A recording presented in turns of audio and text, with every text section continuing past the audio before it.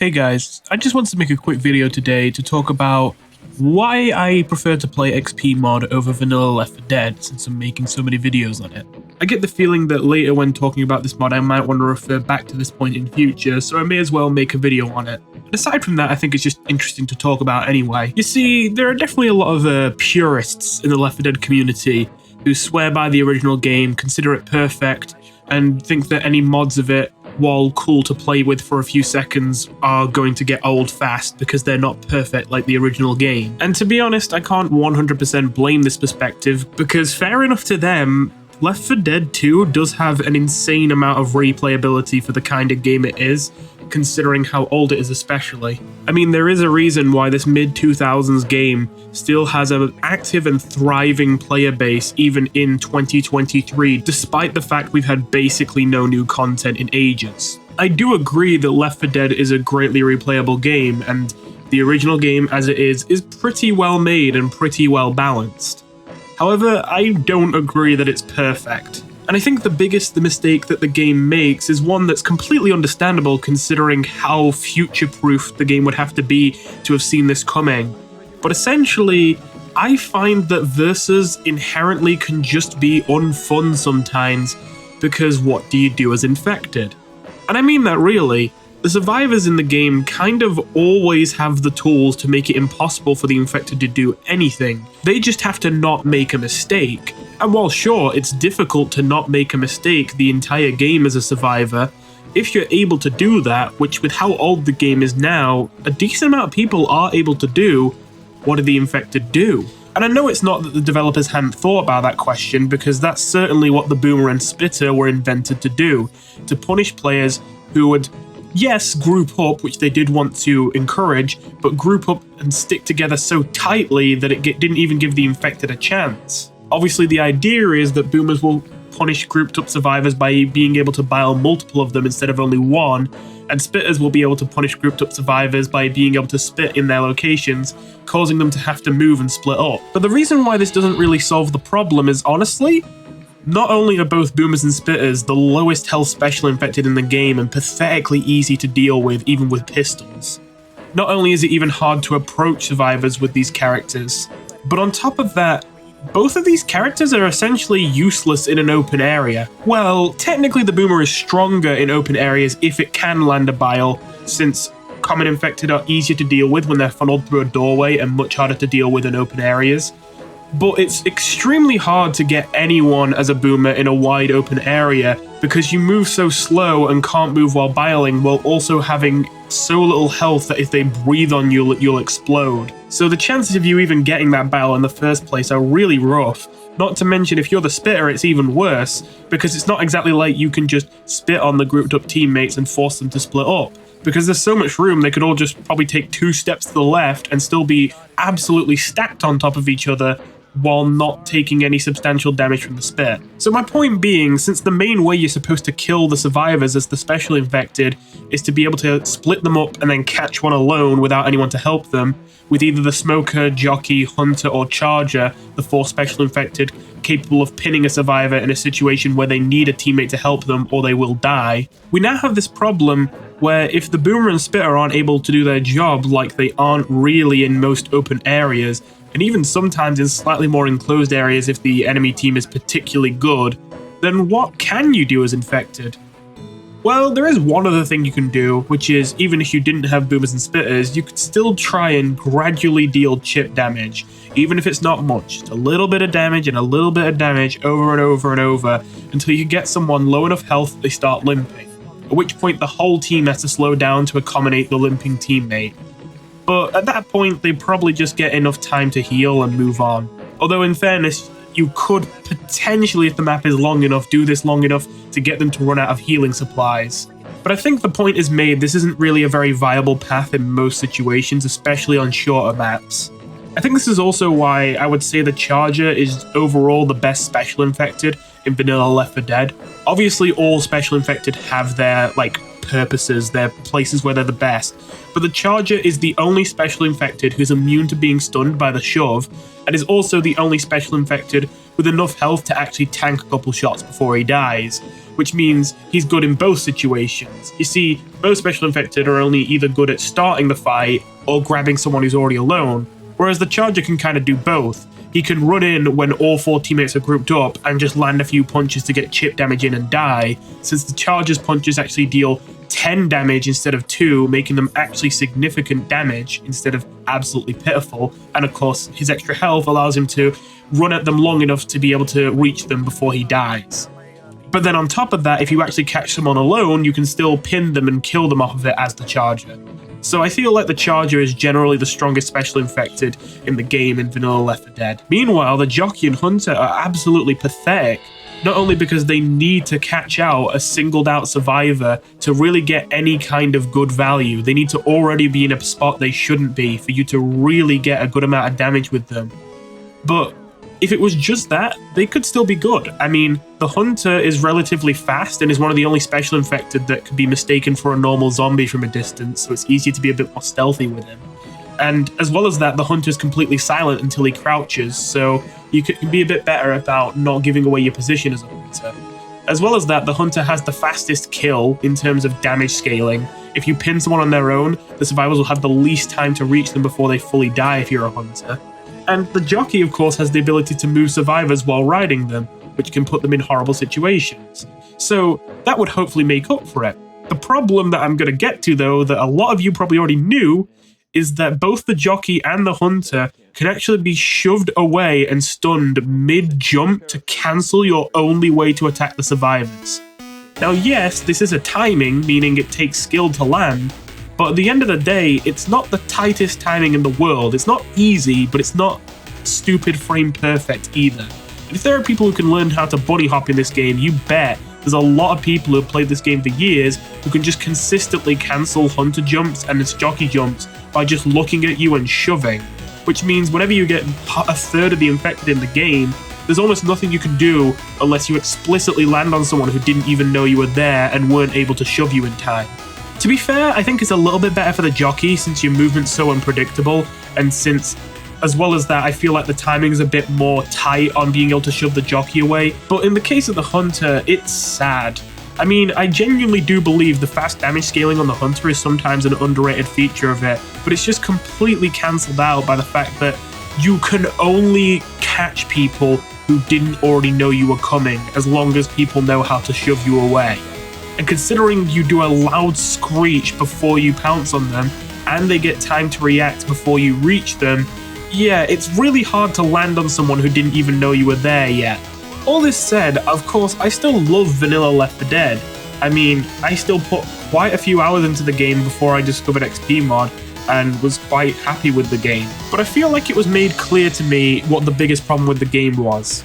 You see, I don't think it'd be that controversial to say that the idea with Left 4 Dead is that there's one very important fundamental balance that the survivors have to constantly maintain throughout a match.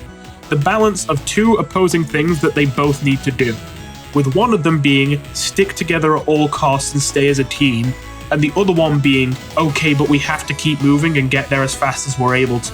And I think the problem with vanilla Left 4 Dead is that as people got more experience with the game, they got to the point where they were so powerful when people grouped up that now you don't actually have really an incentive to get a move on. You can go at an extremely slow pace on the vast majority of maps in the game and not get punished for it as long as you never split up. And when I say extremely slow, I really mean like you could be going at 1 step a minute and you could probably still reach the end of a campaign if you constantly stick together and never break formation and have good aim and know how to shove away jockeys and hunters. This is also why a lot of finales become some of the least fun maps in the game now in Versus, because since you just have to defend one spot in most finales, most people who are good at the game can make finales a living nightmare for the infected, at least until they get the tank and can force them out of their camping spots. So I know it's took a while to get to this, but here's where we come around to my point. This is why XPM has grabbed me so much and gotten to the point where it's genuinely replacing vanilla Left 4 Dead for me. Not only is it simply fun and a fresh take on a game I already love, to see a version of this game where every single character has their own unique passive abilities and extra abilities they could never have otherwise, depending on the Special Infected / survivor. But on top of that, more importantly, A lot of these special abilities the special infected are given are very good at punishing survivors regardless of whether they're sticking together or not, but they're balanced out by being limited in their uses or only really working on grouped up survivors. In XP mod, your most powerful abilities tend to be your Bind 1 and your Bind 2, because unlike your other abilities, your Bind 1 and Bind 2 are limited to 3 uses per round. And if you're infected, that applies for all special infected shared. So it's not like you'll get 3 Spitter Bind 2s and 3 Charger Bind 2s. No, it's 3 for the whole round across all infected you use. I think the single best example of what I'm on about is Boomer's Bind 2. And I know that other modded servers have a similar ability to this, but I still think that it's such an amazing ability in XP mod, as simple as it might seem. Boomer's Bind 2 simply charges up a super jump.